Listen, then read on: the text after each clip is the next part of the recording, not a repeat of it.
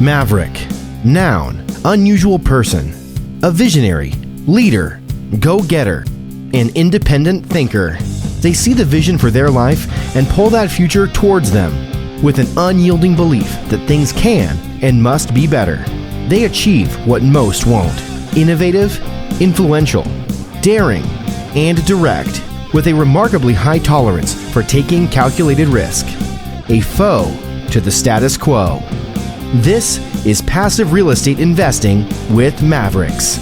Your host, Neil Timmins, has been involved with over $300 million in real estate transactions. He's a published author, commercial property investor, and real estate syndicator.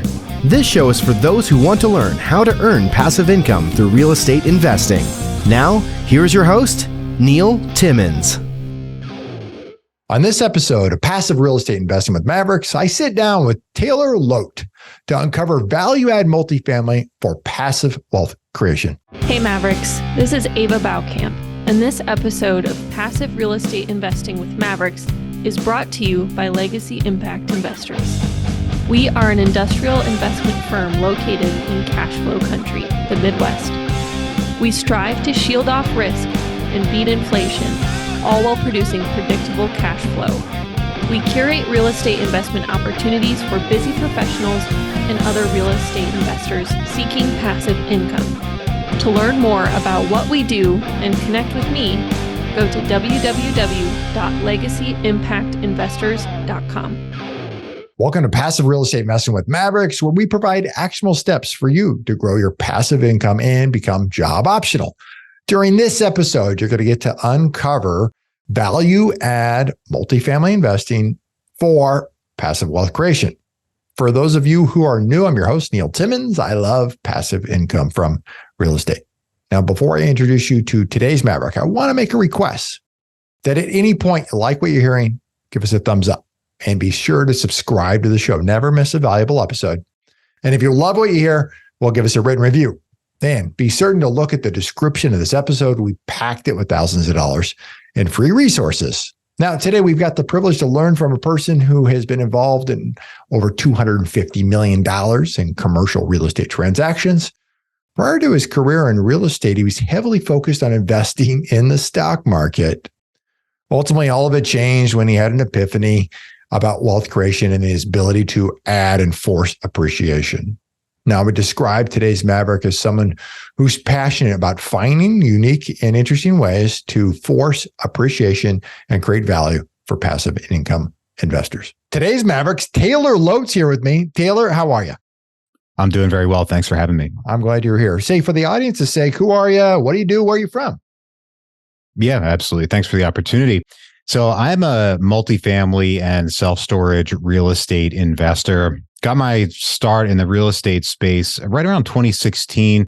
I wanted to pivot from Wall Street type of investing to real estate because kind of got fed up with the roller coaster ride of Wall Street investing. I'd done it for a few years. I was really good with my personal finances, not to toot my own horn, and it had been going well, but every day, every week felt like I was financially and with my investments walking blindfolded and not sure whether the next step was going to be off a cliff or, up a staircase. And I just hated that feeling. So looked for real estate and, here we are, 2023 and consistently doing multifamily deals, and took a while to get started. Although looking back, it goes faster than you might think, but staying consistent. And I'm personally based in Richmond, Virginia. We do deals pretty well spread out throughout the country, a lot in the Sun Belt, a little bit in Michigan has been pretty good to us. So yeah, that's a little bit about me and what we're doing. Tell me about your very first commercial property you bought. Sure. So the first deal that I invested in was actually as a passive investor. So that might be relevant to some of the audience. Yeah. I had my eyes on getting into the active side of larger multifamily deals, but I didn't know how to get in, right? It's such an opaque market. And, this was back years ago before all this information was available. There were podcasts, but nothing like what it is today. It makes me feel a little old and dated to say that, but times have changed.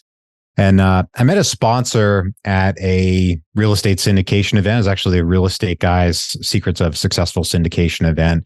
And, I was looking for an opportunity to invest in. Really, I was looking to get on the active side, but I thought, foot in the door, become a passive investor because I had capital and I had learned and researched about evaluating sponsors and deals. So I felt comfortable with my ability to evaluate them. So this was a while ago now. It's tough to remember some of this stuff, but it was 2 apartment complexes in Atlanta, Georgia.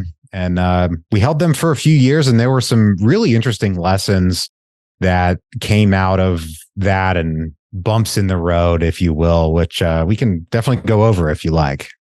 Bring me current, and then I'm going to come back because we will go over it. But I just, for the audience's sake, I want to draw a contrast from where you started to where you're at today. Tell me about one of the most recent deals you've done. Sure. So lately we're doing deals really spread throughout the country. We're doing quite a lot in Dallas and Houston, Texas, very popular state for investing.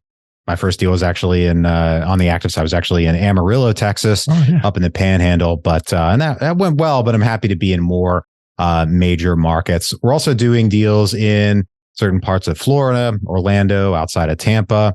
Last year, we did quite a bit in Phoenix. Things have slowed down a little bit there, but I think we'll see more as the market kind of gets used to these higher interest rates that we're seeing now. So more recently, earlier this year, we did a deal in Dallas. It's 328 units. And, my role in these deals is working with passive investors, working with the operators and raising capital. That's, my specific fit in this niche. And I arrived at that after a few years and a few times being in the operator seat myself. And even though those things went well, I just found a few things. I found that, one, there were better operators out there than me that are doing, frankly, better deals, that if I found a way to work with them, then everybody, I think, it would work out better for everybody, work out better for the operators, work out better for the investors, because they would get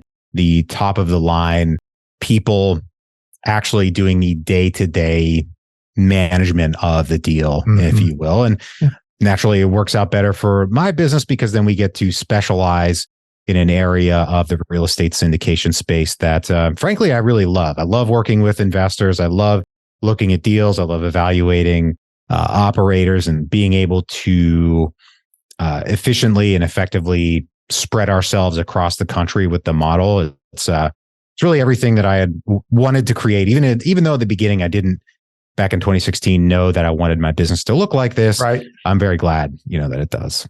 So you told me about one of the most recent ones you've done. I mean, big, 342 units, a lot of units. And you shared with us the first one that you did. What's in between? What are some of the biggest lessons that you've learned along the way, that mistakes you made and would have changed, or mistakes you avoided along the way? Yeah. So let's see. There are quite a few there. So in the middle there were those deals where I was in the operator seat working on sourcing deal and helping manage a deal. And obviously everybody's expected to raise capital when you're doing an apartment deal, but that's not your central role. Asset management's involved, a lot of things to it, a lot of moving parts. And again, the deals went well, but my mistake that I was making, not knowing it at the time, was not specializing in one area or one aspect of the business that I really love and which doesn't feel like work. And what I mean by that is there are so many hats and so many seats that need to be filled in a real estate syndication, especially a big multifamily deal. Just to name a few, there's broker relations, right? The brokers handle most 80 to 90% of the large multifamily deals in any given market, if not more, are handled by a couple of brokers in an area. There's underwriting, which is just sitting in front of Excel a lot. There's asset management, which is essentially managing your property manager. There's more to it than that. And then, of course, there's capital raising, which I always wanted to do, I think, but I always enjoyed, I think is a more accurate way to put it. But you can't just go and raise capital without having the proper legal structures in place and, being able to do it. Years ago, seems to have died down a little bit in more recent years. But when I was kind of coming up in the business, there were a lot of folks that were just kind of disregarding all of the securities laws and everything. And sure, they were hiring a securities attorney, but behind the closed doors, they were breaking as many rules as they could get away with for at least a little while. And I think the SEC took some actions and that kind of went away. But yeah, making those early mistakes and not specializing in an area that really charges me up held me back from being able to scale and do more deals. And, I think for me, the only way to really learn that and see that was to get into it and see that I wasn't making the progress that I wanted to make, seeing that we weren't doing as many deals as, I wanted to do or that I needed to do to continue to scale my, personal investments and continue to scale the business. So just came down to staying consistent, networking. I host my own podcast. I've learned more by hosting my own podcast and interviewing people than I have probably anywhere else. Maybe probably second to doing deals, but it's a pretty close second. So yeah, there were a couple deals in there in the middle, but I found the right opportunity to focus on working with operators and raising capital, and chose to pursue it a few years ago. You focus primarily in two asset classes, apartments and self-storage. So maybe talk to me in the apartment side of things. When you see operators that you connect with who get it really, really right, what types of things have they done to make sure they actually have success? And what comes to mind, or maybe when you've seen, maybe not firsthand from you and your own investments and your investors' investments, but maybe when you see other people in the marketplace, where do they get it wrong? And value add multifamily comes to mind, of course, when executing. There's a business plan there. It's not as easy as set it and forget it. You've got some moving pieces there. Yeah, absolutely. There's so much to it. There are a lot of things that can go right, but there are even more things that can go wrong in a value add multifamily deal. I think one of the biggest ones that I've seen folks make, and fortunately, I feel I haven't made this mistake, but it's only through observing others making this mistake and networking, is thinking that you can move the line, quote unquote. You can buy property that's just over the kind of imaginary invisible line of the quality of a neighborhood, if you will, or over the neighborhood transition, and think, hey, I can fix this property up and move the line out a little bit and realize some higher rents. And it's certainly possible, but in this market cycle that is, shifting now with higher interest rates, but as the market was getting tighter over the late 2010s and especially a little bit into COVID, folks were getting into new cities, getting into new markets that they didn't have a firsthand knowledge and firsthand experience of. And even though they were experienced in their own areas, they started focusing too much on just the numbers on the page and what the broker, for example, was telling them about the property and what they could achieve. But they seem to have forgotten the tenant experience of actually being at the property, driving through it, or the kind of intangible factors that are relevant to any piece of real estate, right? You can't change the properties around you. Sure, you can change your own property. That can be very expensive, but a lot of operators got stuck thinking that they could just jump into a new market that they didn't really understand, just buy something that looked cheap and force value into it and move the phrase is move the line and realize value in that way. And it's possible to move the line. You can do it, but getting into a new market without that firsthand knowledge caused a lot of people to trick themselves into thinking that they could just bank on that play of buying slightly over the line, fixing something up and moving the line outward, if that makes sense. Yeah, it absolutely makes sense. From a passive investor's perspective, when they're evaluating a deal and a sponsor, what types of things could they be asking? How do they get to uncover that to make sure they don't go into a deal with a sponsor who's pushing that? That's a great question. And I would say first, there's no foolproof strategy, right? If we could fully mitigate risk in any deal, then that'd be great, but it's not possible. It's just not a reasonable goal. So our goal is to ask the right questions so we can understand what we're getting into and hopefully mitigate those risks, but realize that investments always carry risk. Of course, anybody who tell you otherwise is doing you a disservice. So think a few things that you can focus on is when an operator is getting into a new market, particularly a new market where none of their partners live. So they don't have that kind of firsthand knowledge of not just the city, but the local neighborhoods. It's labor intensive for them to get to the market, to explore it and get to know it. And many of them might hold back on making that investment. That I think adds additional risk because they're kind of banking on, or they pretty much are exclusively banking on things that they see on, whether it's the broker's pro forma or their own underwriting, or they go on apartments.com and they see what properties are renting for that look kind of similar. But if you're not there looking at the property, looking at the neighborhood, seeing the vibe for lack of a better term, and seeing if these properties really are comparable, then you don't really know if you can say get that $300 a month rent premium. So if they're getting into a new market, none of the partners live there. If the property management also doesn't have properties in that market, so they don't bring that firsthand market knowledge, I consider those like several stacking risk factors. And again, as the market got tougher over the late 2010s and maybe a little bit more recently, interest rates are holding that back a little bit. The market just got tight in the late 2010s. We saw folks jumping into new markets. Many of them did get saved by the basically free money through COVID, which was good to them. But those principles still remain that we need to understand. Fundamentally, it comes down to understanding our tenants' experience. And part of that experience is, what is this neighborhood like? What are my other options? What's nearby? All those questions. Without being there, it's really hard to evaluate those factors. What's your investment philosophy? So when you're by that, I mean, when you're evaluating a deal, what are you looking for? What makes, out of all the opportunities that exist, what makes it a deal? Great question. So there are a ton of factors to look at, of course, right? I wouldn't say there's one that we need to focus on, but I like to see that really everything is in line. So I like to see that the debt is in line with the business plan, for example. And this is something that a lot of folks are expecting distress in the market later this year, in that in 2022, 2021, there were a lot of operators doing deals and only buying, say, 1-year interest rate caps, but their business plan was a 3 to 5 year business plan. Right.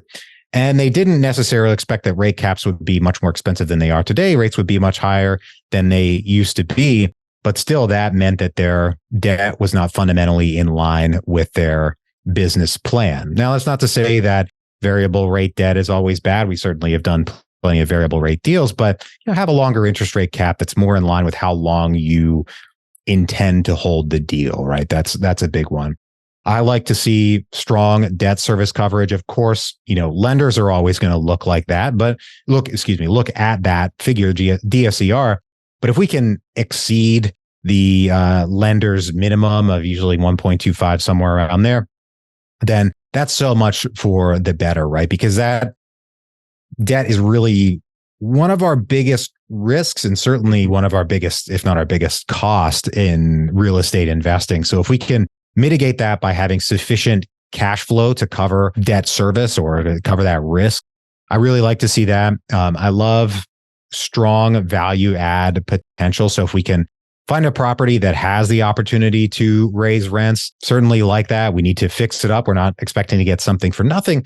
But then the question remains, okay, what are we doing to reconfigure the property or reconfigure the units so that people will be willing to pay more for our renovated units? And why are the current owners not doing that? So we need to answer those questions and understand why. And that's a little more, it's a quantitative factor when we look at the actual rents and our, return expectations, all those calculations. But then it's a more qualitative factor in, again, asking about what the tenant experience is going to be and why they might be willing, again, to pay, maybe a few $100 more a month to live in this particular property. We haven't touched on, or at least we haven't mentioned, operator experience. Right. How many deals have they gone full cycle on? That's a huge question, right? We've had a big groundswell of younger folks getting into, and not even necessarily younger folks, but newer investors getting into the industry over the years, myself included, I started in the 20 teens. I'm certainly not a gray hair, but how have those folks, added experience to their teams? Have they been successful in the deals that they've done? Do they have, real world experience with these deals? All key questions to be asking. Apartments and self-storage, what drew you to those two asset classes as opposed to all the other asset classes that exist? Yeah, that's a great question. I mean, it's no secret that there are a ton of potential investment options in real estate investing. And truthfully, that's one of the mistakes that I made early on that kind of slowed me down is this shiny object syndrome, thinking about too many different asset classes and trying to chase the next thing, because it does take a little while, and no matter what you're doing, to start getting some traction if you want to do deals. So, a little bit of a mistake for me early on was bouncing between several different asset classes, thinking about, apartments and then self-storage and then mobile home parks. Now we've, and a few others, there's land and all kinds of other things. So getting some focus has really helped. But as far as the factors that attracted me to both apartments and self-storage, so apartments are here to stay, right? And that's a huge factor for me for any investment. I want to invest in scarcity, right? So you could look at the crypto craze of, 2021 and 2022. There's a potentially infinite supply of those, right? It was only a matter of time till all those NFTs, everything like that blew up. But when it comes to, investing in scarcity, most cities, most major metropolitan areas are quite short on the amount of housing that they currently have compared to their population. And looking forward, that doesn't really seem to be changing. So I love looking for that scarcity. Both apartments and self-storage are valued based on net operating income, which was a huge factor for me as well, because I remember rewinding back to my early investing experience, focusing on Wall Street investments. Yeah, you park your money and you kind of wait for the market to agree to a higher price on your investments, and you hope that happens. But we have no ability to force value add in our Wall Street investments.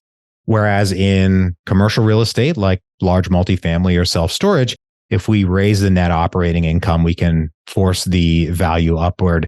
And being able to take the reins of the value of our investments, that just really appealed to me so much. And you could say that, all real estate investors do that to one extent or another. And I would say that's true. But if you're looking at, say, a single family property, those are valued based on comps, right? You're competing with sales comps. You're competing with, owner occupants that might be interested in buying. And they're just a lot more kind of squishy factors to raising the value on single families. Certainly possible. There are certainly a lot of people out there who are doing that exact thing. I'm sure you know many of them. I certainly do. But to me, it just didn't get me excited. I don't know why. I was just looking for that excitement. So the ability to force value add, the investment in some form of scarcity, particularly in the case of apartments, self-storage is interesting in the sense that,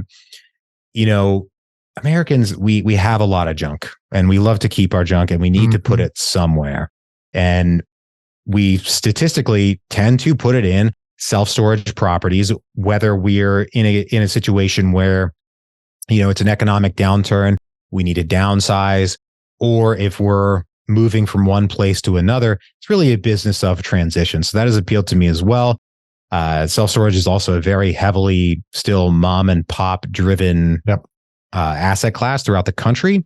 So there's a good opportunity there to force value add that starts getting into kind of the weeds of self-storage. But yeah, there's so many factors that make them both appealing from an investor standpoint. I was like what you said about apartments, the stability associated with that. I'm reminded what Jeff Bezos, he's talked a lot about this. And certainly early on in Amazon days, one of the things he was asked was relative to what they invest in, how they look internally. And some of this is relative to change. A lot of people talk about what's going to change over the next 3 years, 5 years, 10 years. And one of the questions he posed was the opposite of that. What isn't going to change? Well, and for some of that, as it relates to real estate, is people still need places to live.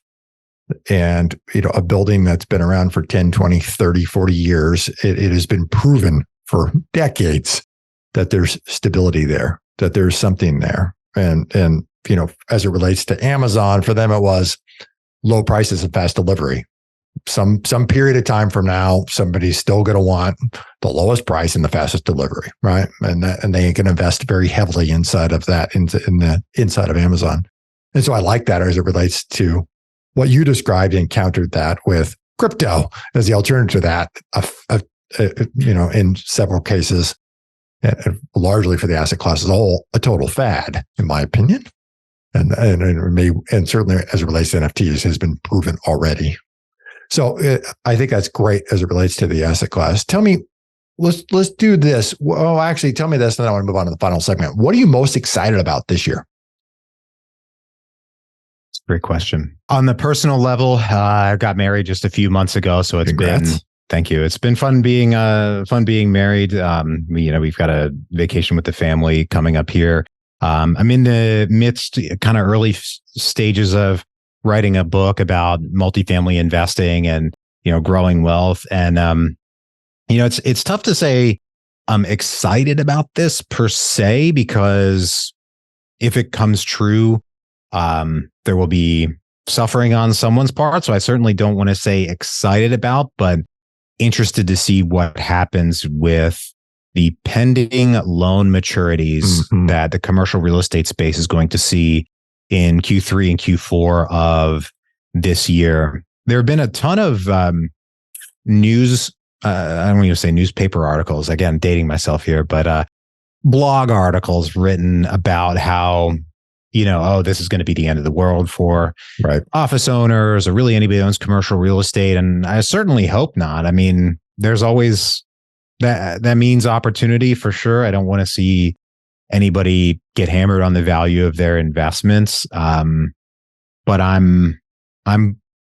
really optimistic that things won't be as bad as the media is telling us or wants us to think that they'll be. And further, I'm optimistic that there will be opportunities in the space, specifically multifamily space, moving forward. I just hope it doesn't come on the backs of, a bunch of people losing a lot.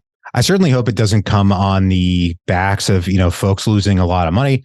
Obviously, I don't see myself getting caught up in that, but I can't predict the future, right? I'm just trying to protect myself and my investments, my investors from those downsides. But I believe that there is always opportunity. The successful investors who, I've built relationships over the years are always asking themselves the classic question of not what if it goes wrong, but what if it goes right? Like, what if things work out better than I think they will? And most of the time in life, they do. Now, sometimes they don't. Sometimes things do go worse.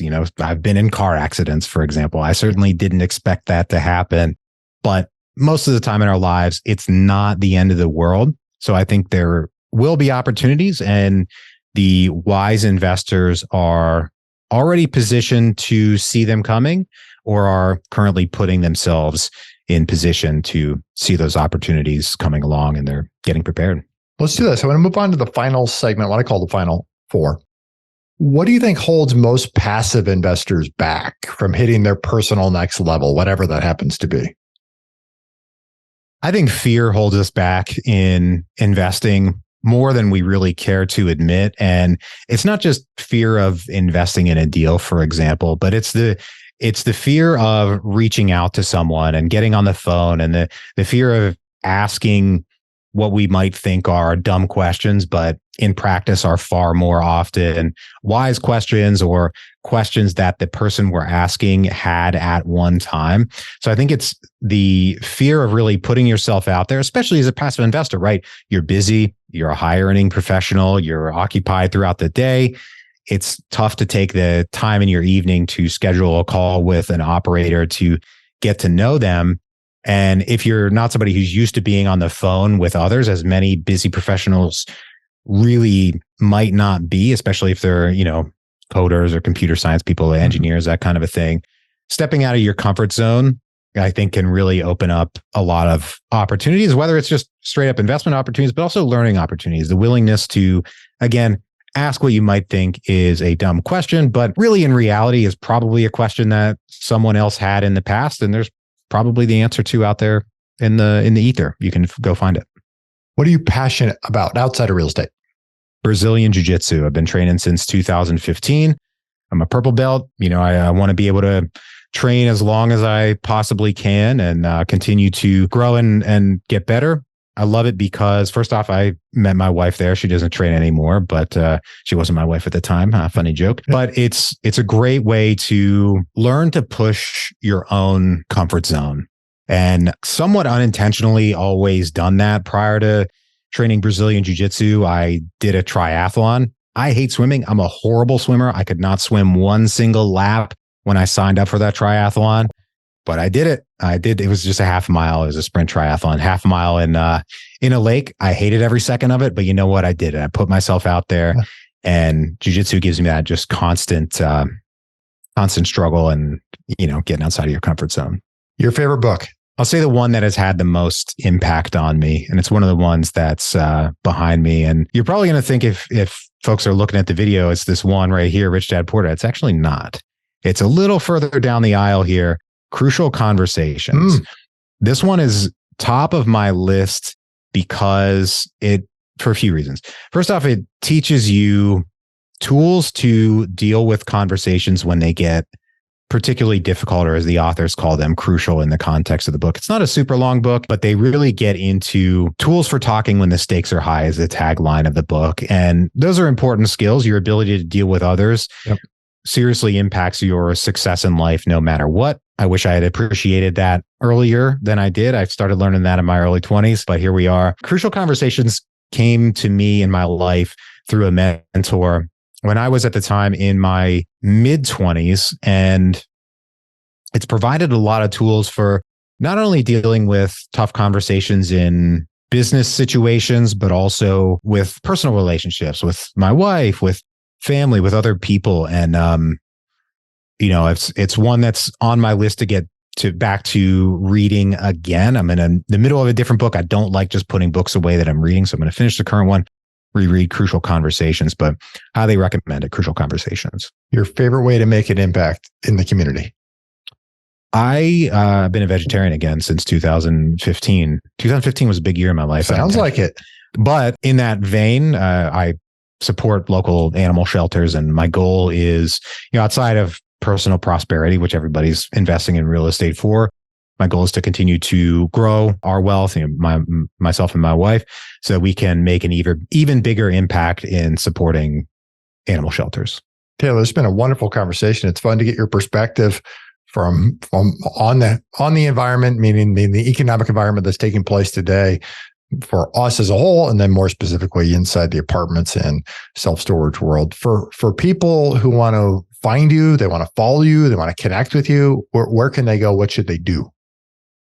Sure. If folks want to speak with me about what we do in business, the deals we're doing, just email me, taylor@ntcapitalgroup.com. I have a free 7-day video course on red flags and passive real estate investing.